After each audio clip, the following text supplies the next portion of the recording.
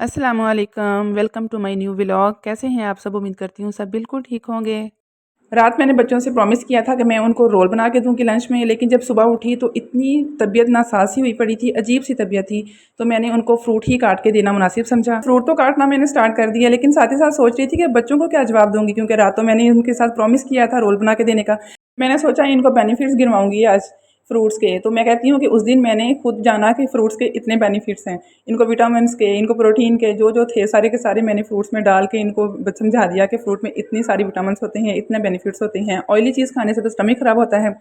और वो बेचारे मासूम फ़ौरन ही बात मान गए, और मैं मन ही मन में सोच रही थी बुद्धू बनाया बड़ा मज़ा आया। ऐसे बच्चे चले गए स्कूल। और अब बारी आती है मेरी और आसिफ के नाश्ते की। फिर जब बच्चे स्कूल चले गए तो फिर मैंने अपना और आसिफ का नाश्ता रेडी किया। नाश्ता आज क्या था? आज सिंपल सा नाश्ता था। रात की लेफ़्ट ओवर दाल थी और साथ सादा रोटी थी, और साथ मैंने ले लिया थोड़ा सा अचार और एक अदद बना लिया फ्राई अंडा। तो यार क्या मेरे साथ ही ऐसा होता है कि नाश्ते के साथ एक कप चाय तो लाजमी होता है। जो साथ साथ चाय पीनी है और साथ साथ ही नाश्ता कंप्लीट करना है अपना। चाय ना हो तो फिर ना मेरा नाश्ता जो है वो अनकम्प्लीट ही रहता है। इस तरह मैंने अपना नाश्ता रेडी कर लिया रेडी, और नाश्ता करने के बाद मैंने फिर घर के काम स्टार्ट करने थे। आसिफ चले गए थे शॉप पे, और इसके बाद फिर मैंने रूटीन के काम स्टार्ट कर दिया। सबसे पहले सफाई जब करती हूँ तो बेड मेंटेन करती हूँ, और बिस्तर वगैरह क्लोज़ करने के बाद फिर बेडशीट वगैरह सेट करके फिर ही झाड़ू वगैरह लगाना स्टार्ट करती हूँ। नहीं तो मुझे सुकून नहीं आता। पहले सारी चीज़ें क्लोज़ हों तो फिर झाड़ू लगाने में बहुत मज़ा आता है और आसानी होती है। और अब बारी आती है झाड़ू लगाने की, और मैंने उठा लिया है झाड़ू, और वन बाय वन सारे रूम साफ़ करूँगी और डस्टिंग करूँगी। ऐसे हो जाएगी क्लीनिंग कंप्लीट। और यहाँ मैं आपको वॉल डेकोर आइटम दिखा रही हूँ। ये मेरी छोटी सी आई हुई थी मेरे घर रहने के लिए, तो मैंने कहा जो चलो जी फ्री नहीं बैठना, ये बनाओ। और इसने देखो कितना ज़बरदस्त खूबसूरत सा रेडी किया है। इसका ट्यूटोरियल मैंने शॉर्ट वीडियोस में डाला हुआ है, आप वहाँ से देख सकते हैं।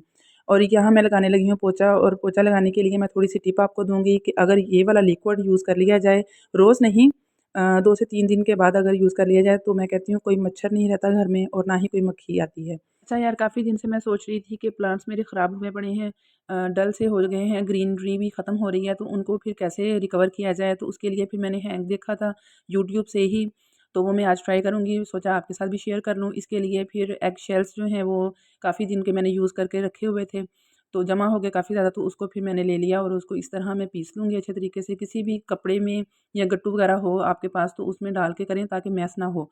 और इस तरह इसका चूरा बना लेना है। अब लाइट नहीं थी तो इसलिए फिर मैं इसको ग्राइंड नहीं कर सकी।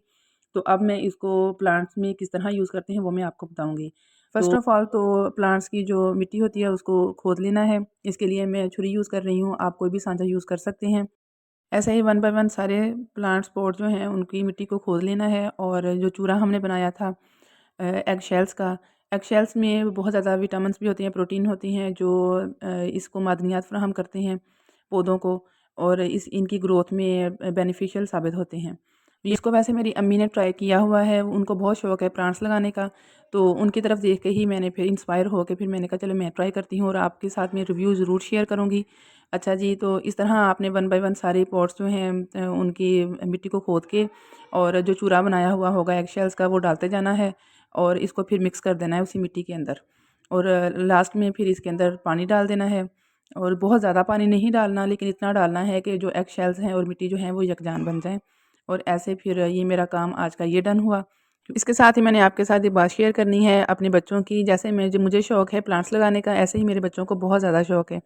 कोई भी छोटा-सा पॉट देखते हैं, कोई भी किसी चीज़ की खाली बोतल देखते हैं तो वो फेंकते नहीं हैं। इस तरह वो लहसुन लगा लिया, कभी कुछ लगा लिया, गुठली बची तो उसको लगा दिया। उनको बहुत ज़्यादा शौक है।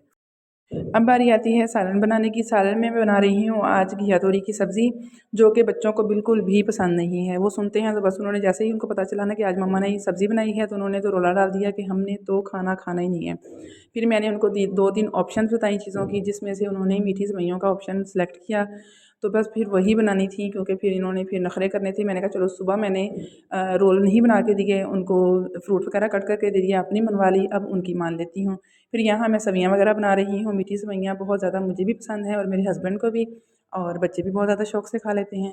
अच्छा दोस्तों, जिस किसी ने मेरा व्लॉग यहाँ तक देखा है तो प्लीज़ लाइक भी करते जाएँ, और चैनल पर न्यू है तो सब्सक्राइब करें और बेल आइकन को दबाएँ ताकि आने वाली हर नई वीडियो का नोटिफिकेशन आपको मिलता रहे।